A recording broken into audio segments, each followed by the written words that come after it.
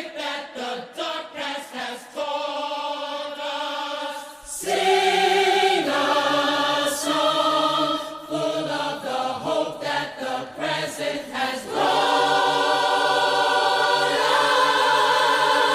us.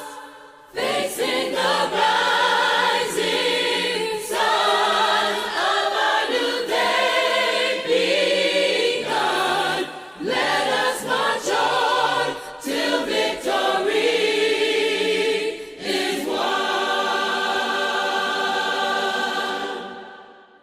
My name is Mary McLeod Bethune, and I think possibly the first real wound I could feel in my soul and in my mind was the realization of the dense darkness of ignorance that I found in myself when I did find myself.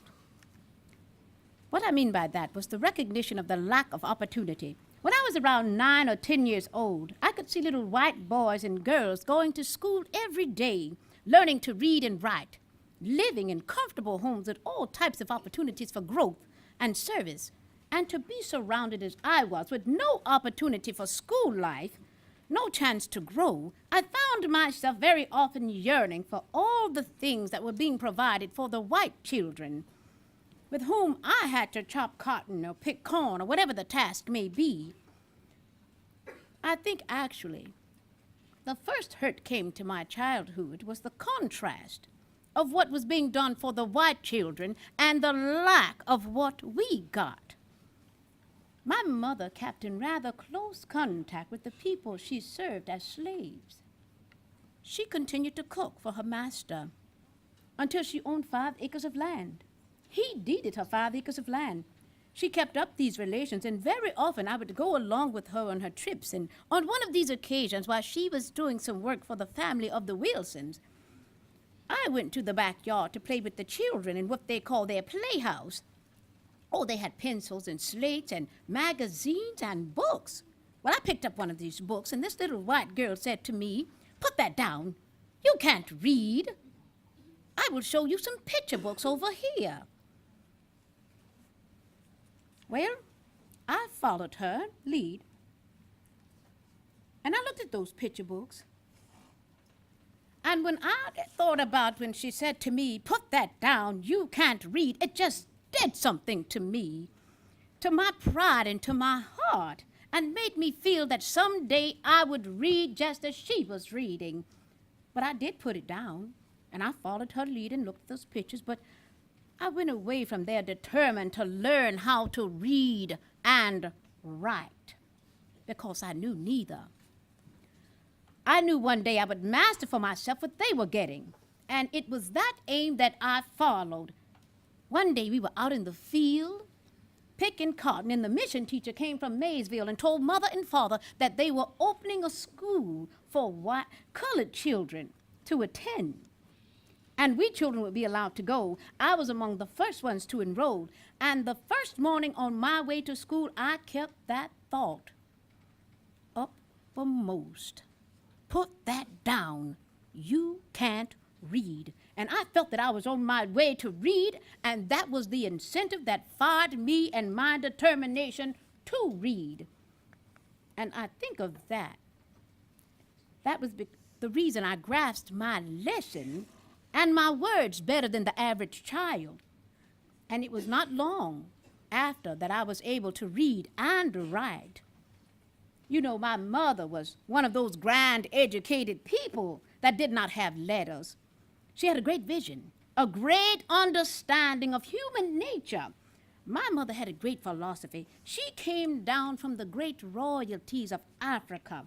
She could not be discouraged. No matter what the plight was, she often told us that if you believe, through prayer and hard work, there is a way out. And it was one of the greatest things that stimulated life with. My mother was very dark and had keen features and very small. Total opposite of my father. But my father wasn't strong-willed as my mother. He was very kindly disposed, very sympathetic. My mother's willpower and drive gave the family the impetus that held it together. The majority of my family married off very early. There were 17 of us. I was born in 1875, and I was the 15th child. Most of my brothers and sisters were born and sold into slavery, and somehow they reunited after the Civil War. There were 17 full brothers and sisters, and it took my mother's spirit to build a house. My father and my brothers got the logs that built the cabin where I was born. I was born in our cabin on our land. When my son Albertus was born, he was my mother's 90th grandchild. My family was very productive. My sisters had 10, 12, and 13 children, a very productive family. They found their way into motherhood and fatherhood early in life because there were just no opportunities opened up to them. None of them had much of an opportunity. Julia and Rebecca, my two older sisters right above me, they did learn some how to read after they were grown and got a hold of some ideas. And my brother, immediately under me, William Thomas, got some opportunity to learn how to read some. My mother said, I was born different, and I was entirely different from the rest. I was the most homely child, just different. My oldest sisters wanted to get married early, but I had no inclination in that way.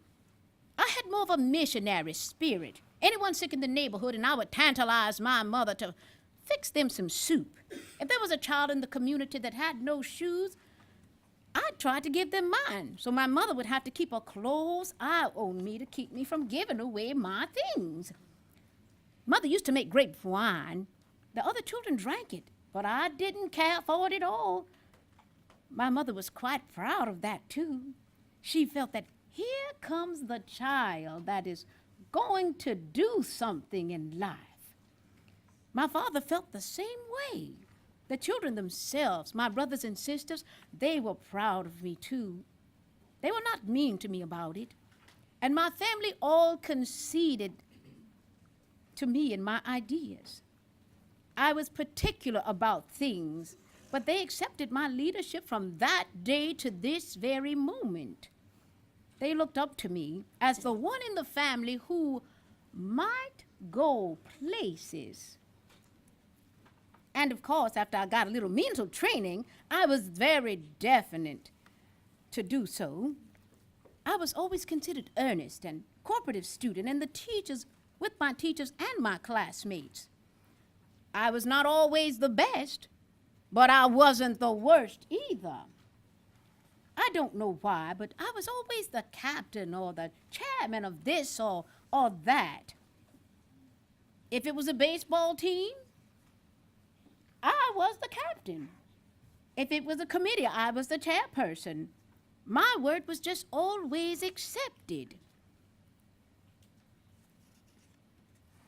I met Albertus Bethune, a nice young man. He had a beautiful tenor voice. He was interested in the activities of the church and a student at Avery Institute in Charleston, South Carolina. He lacked 1 year of completing his studies there, and he had to withdraw so that his brother could enter school. Well, we met and became well acquainted and loved. And the following year, we were married very quickly. This married life was not intended to impede things I had in mind to do. Then my only boy, Albertus Jr., was born in 1899. The birth of my boy had no tendency whatever to dim my determination for my dream work, the building of an institution. Mr. Bethune was not interested in educational work, but he put no barriers in my way. It was mine to struggle alone. He died, and the early years of my beginning in 1919, never realizing the possibilities of my ambition. Once I had a dream that I was sitting by the bank, the Halifax River on the bank, and I was praying for a way to build my school. And when I looked up, I saw this man in my dream galloping towards me on a horse. And he dismounted that horse and came up to me and asked me what was I doing sitting there. And I said, I'm trying to see my way clear to build a school. He said, I am Booker T. Washington. And he placed a handkerchief. He put his hand in his pocket and he picked out the handkerchief that he placed in my hand, and it was soiled and evidently used for mopping perspiration. And he gave me a large diamond in that dream. And he told me that, here, take this and build your school. That was my first contact with Booker T. Washington, but oh, I have been a worshiper at his shrine. When I heard what he was doing at the Tuskegee Institute, I felt that that diamond represented confidence, willpower, stick-to-itiveness, work, suffering, friends, doubt, wisdom, common sense, everything necessary for the building of a beautiful Bethune-Cookman College. My work making education available to African Americans attracted the attention of the very important people. First Lady Eleanor Roosevelt was a very close friend, and I was a trusted advisor to her husband, President Franklin Roosevelt. While I was very active in civil rights issues, my first passion was education. I knew that academic training could give all people a clear vision of the full life they were capable of living.